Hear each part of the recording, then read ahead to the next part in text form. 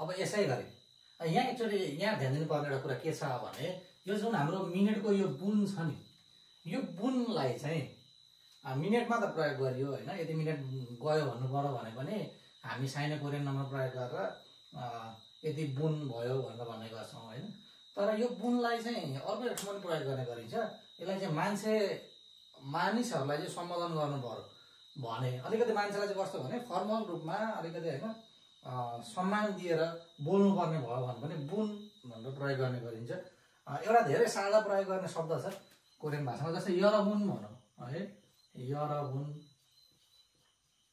भन्यो। यरबुन भनेको जस्तै यर भनेको चाहिँ धेरै खालका अथवा धेरै भन्ने बुझिन्छ। अनि बुन भनेको चाहिँ मानिसहरूलाई चाहिँ पिपललाई चाहिँ अलिकति सम्मान दिएर बोलेको होइन। महानुभावहरू तपाईँ महानुभावहरू भन्नु पर्यो भने यरबुन भनेर भन्ने गरिन्छ। अब यहाँ चाहिँ अब हाम्रो कोरियन नम्बर सिस्टमको कुरो आएन होइन।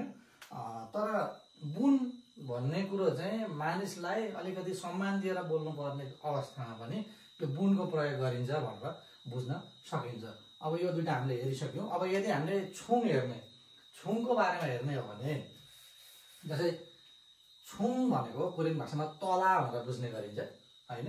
जस्तै first floor, second floor, third floor भनेर बुझ्ने गरिन्छ होइन।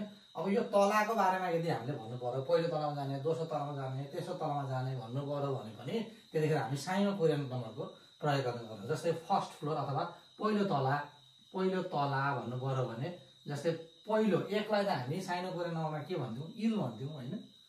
साइनो कोरियन नम्बरमा हाम्रो एक भनेको इल भयो। अनि तलालाई हामी तलाको कुरा गर्नु पर्यो भने के बुझ्छौँ, के लेख्छौँ, छुङ भनेर लेख्ने गर्दछौँ। इल छुङ भनौँ, पहिलो तला भनौँ। त्यसै गरी दोस्रो तला भन्नु पर्यो भने तला त हाम्रो लागि यो तला भनेको त हाम्रो लागि छुङ भइगयो होइन।